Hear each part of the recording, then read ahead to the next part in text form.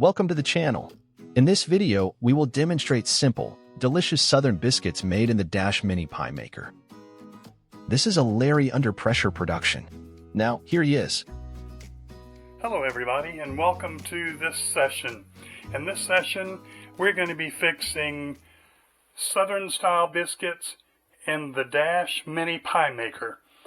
This pie maker is versatile and you can fix all kinds of things in it. This is a really good one and one of the most simple recipes we've ever fixed on the channel. So let's get started. First of all, we're going to use a third cup, actually a heaping third cup of self-rising flour. We're going to pour it into our mixing bowl, and then we're going to take a grater and grate about a tablespoonful of butter into the flour for even distribution. That's in there. Let's stir it up so we get all the butter floured so it's in individual strands rather than one big clump. And we're going to add our third and last ingredient. That's 3 tablespoons of whole milk. Pour it right in there and stir. We're going to stir this until it's completely mixed, and it'll make a real wet, sticky batter, or a real wet, sticky dough, one that you couldn't do manually if you wanted to, probably. So you wouldn't consider turning it out on a board and rolling it out or anything else. Let's get it mixed up. It's almost ready. This is incredibly simple. In my testing, I was trying to make it too complicated, and everything I did just made it worse. So I went back to the simplicity of doing it this way, and it absolutely comes up with the best results. Our light has gone out on the Dash Mini Pie Maker, reflecting that it's ready to cook and preheated. So we're going to open it and spray it. Again, in my testing, I can't tell that it makes much difference whether we spray it or not, but I'm going to do it anyway. So there's the spray. We're going to take our dough that we just mixed up and take it. You don't even have to spread it out or anything else in there. Just dump it right in. Just like that. And close the top.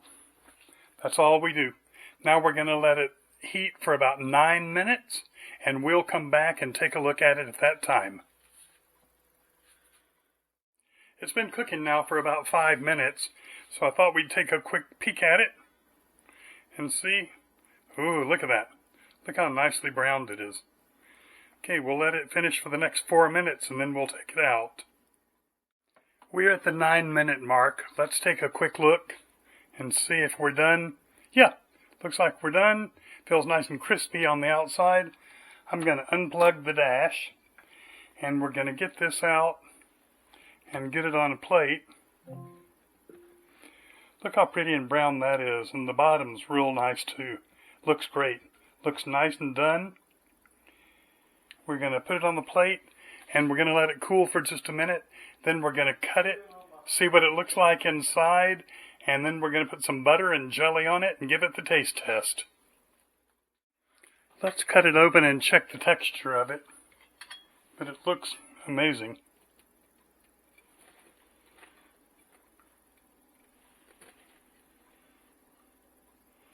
Oh yeah, look how crumbly and nice and fluffy that is inside there. What a beautiful biscuit. Put some butter on it. First of all, let me zoom in on it a little bit so you can maybe get a better look at it.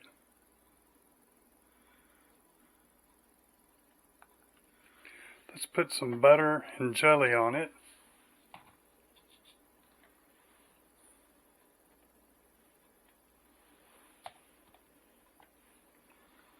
And give it a taste test. It just doesn't look good. I don't think it could look much better. In my testing, I tried everything I could do to get this recipe to fail. I put too much flour, not enough flour, too much milk. I did everything I could do, and it's extremely forgiving. Everything I did, for the most part, it came back just as successful as it did this time. Let me get a couple snap pictures of this, and then I'll be back and we'll taste it. That's a fine looking biscuit. Let me give it a taste and see if it's tastes as good as it looks.